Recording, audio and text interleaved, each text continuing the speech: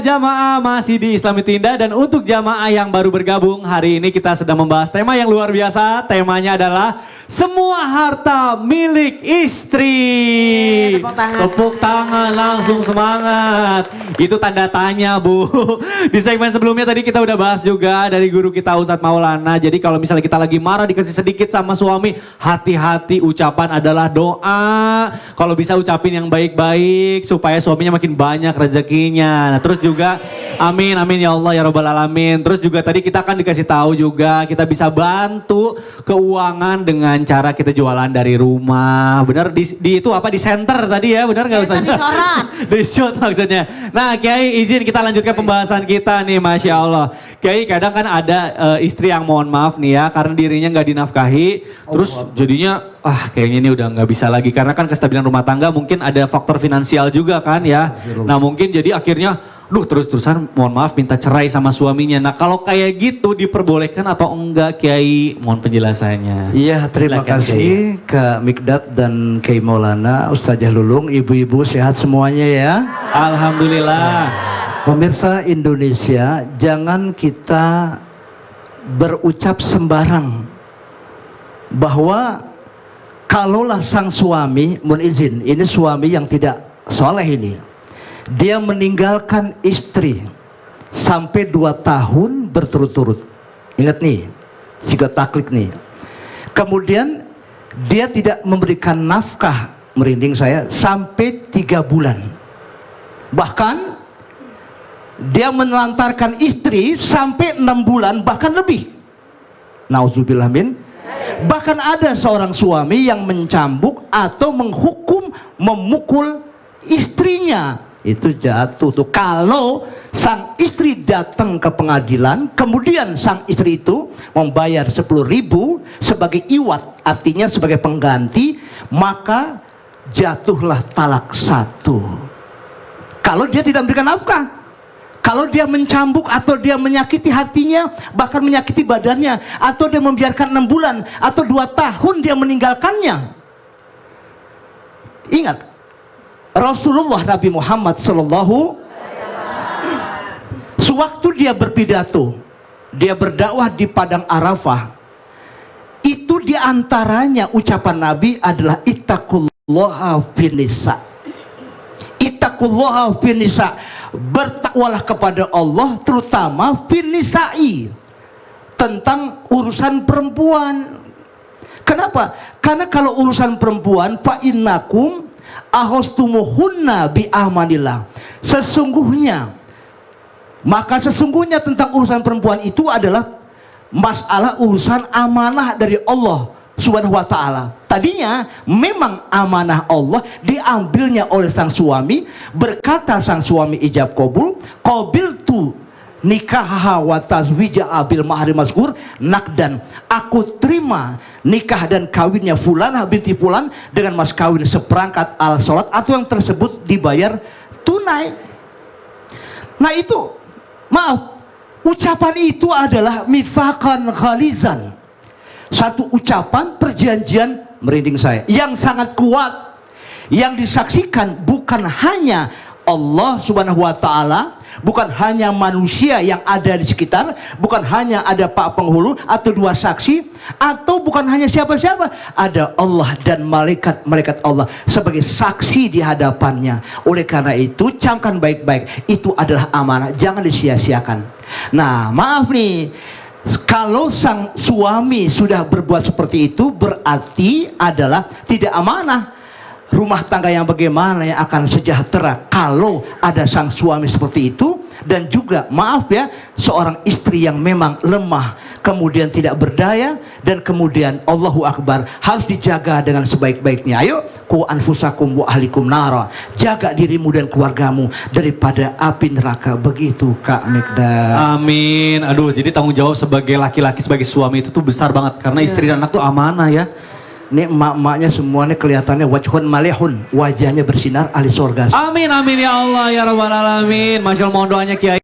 Iya doain, mudah-mudahan nih baik. Jadi banyak burung terbang di awan. Cakep. Pantun. Banyak burung terbang di awan. Cakep. Hinggap 1 di pohon mangga. Cakep. Enak lihat Agus Dermawan. Insya Allah semuanya ahli sorga.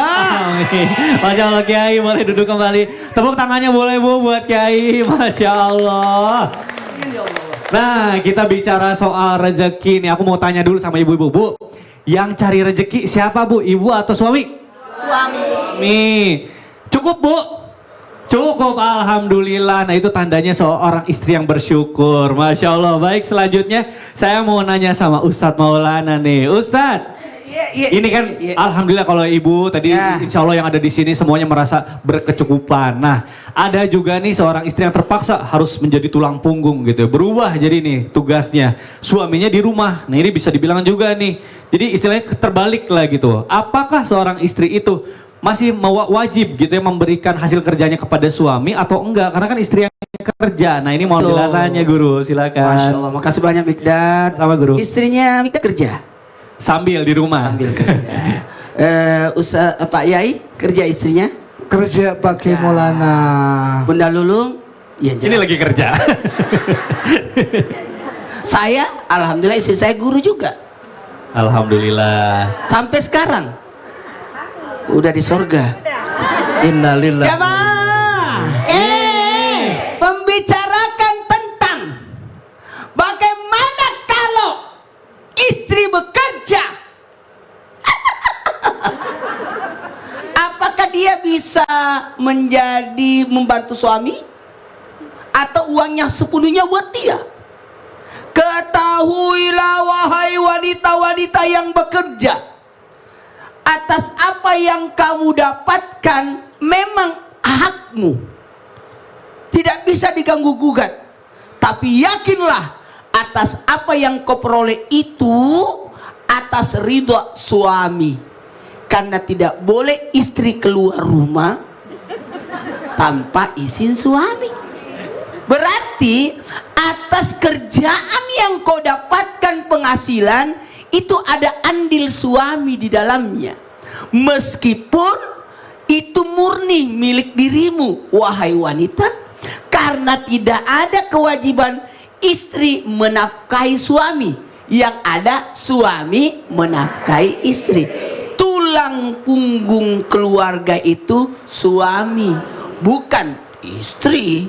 Istri tidak diciptakan dari tulang kepala menginjak-injak laki-laki, atau tulang kaki diinjak-injak laki-laki, apalagi tulang punggung sebagai tulang punggung keluarga, bukan. Tapi wanita itu diciptakan dari tulang rusuk untuk melindungi hati suami. Masya Allah.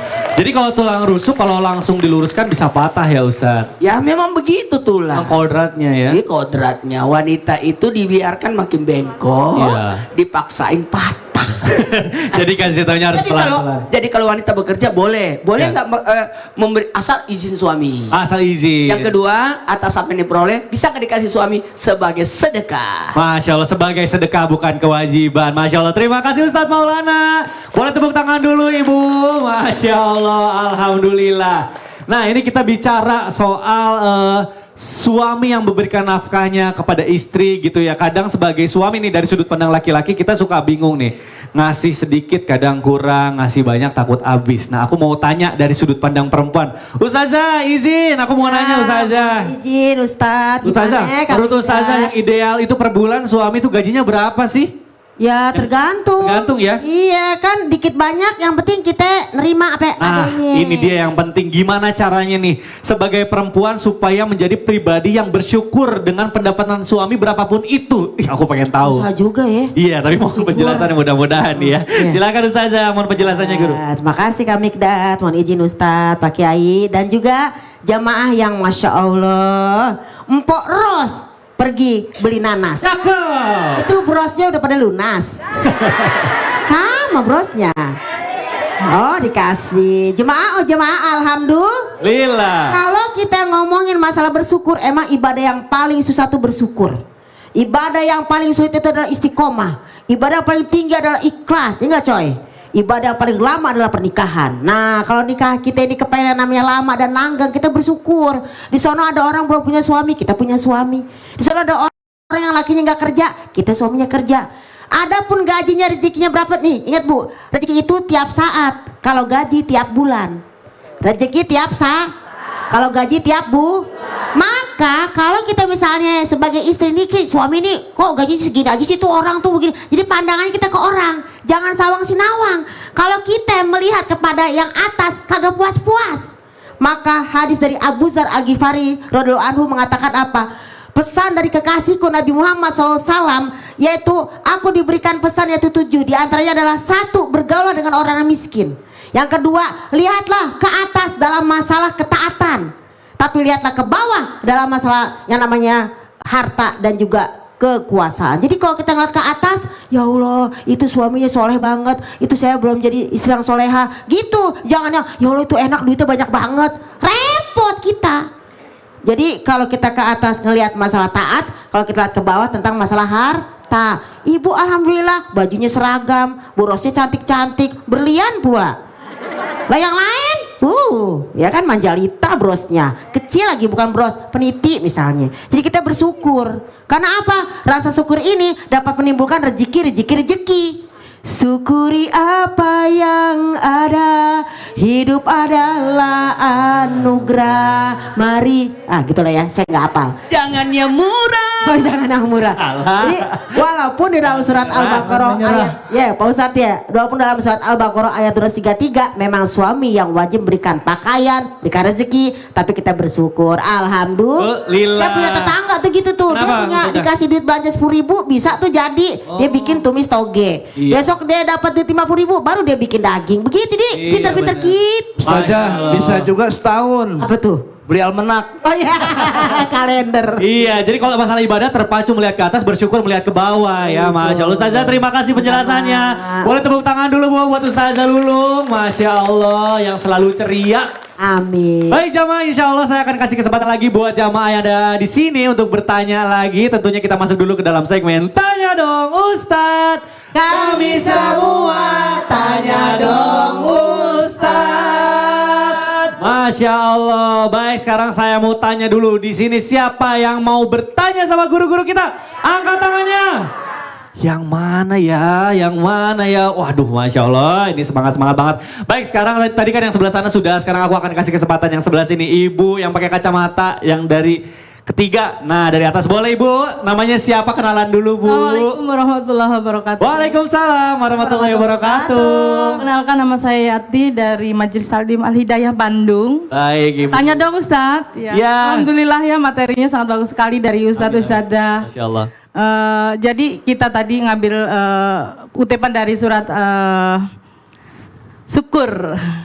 Dari surat Ibrahim, la in sakart bismillahirrahmanirrahim, la in sakartum la ajidannakum la in kafartum nadzabil sadid al ayah. Di situ bareng istri-istri itu harus syukur apa-apa yang dikasih sama suami baik sedikit maupun banyak ya. Jadi pertanyaannya Ustadz, bagaimana sih caranya supaya kita itu hidup berkecukupan gitu, hidup berkecukupan walaupun tidak diberikan nafkah oleh suami atau gajinya tidak sesuai dengan kebutuhan perempuan atau ibu-ibu ini, karena ibu-ibu ini suka boros Ustadz. Oh, itu gitu. baiklah. Mungkin mohon penjelasannya. Atur nuhun. Wassalamualaikum Ya. warahmatullahi wabarakatuh. Waalaikumsalam warahmatullahi Bu, aku mau nanya dulu Bu, idealnya berapa sih Bu gaji yang cukup Bu? Berapa Bu? Bingung. Pas ingin sesuatu pas ada. Pas ingin sesuatu pas ada, kepengennya sih seperti itu Ustadz. Langsung ya. Langsung Ustaz Malah langsung dijawab ya, silakan melalui tausiah. Terima kasih Ibu. Buat semuanya, untuk supaya bisa hidup berkecukupan, kan kita diajarin dalam Islam ilmu qanaah. Apa itu artinya? Artinya? Menerima. Bukan, merasa cukup. Kalau cukup tidak bakalan. Manusia hanya bisa merasa cukup, bukan cukup. Makanya siapkan 4T. 4T. T yang pertama, tahan. Tahan keinginan. T yang kedua, tabung. Kalau ada mau diinginkan, tabung dulu baru beli.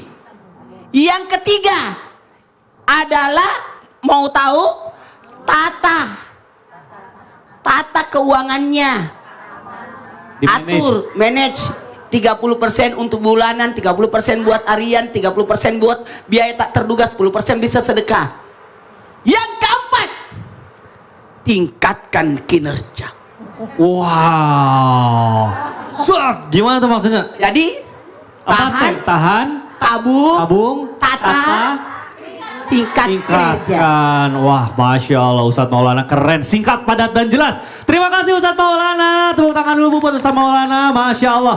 Baik jamaah yang ada di rumah dan yang ada di studio, insya Allah nanti setelah ini kita akan bacakan lagi pertanyaan yang ada dari jamaah yang ada di rumah. Tetap di Islamic Tinda, jamaah, jamaah. Alhamdulillah.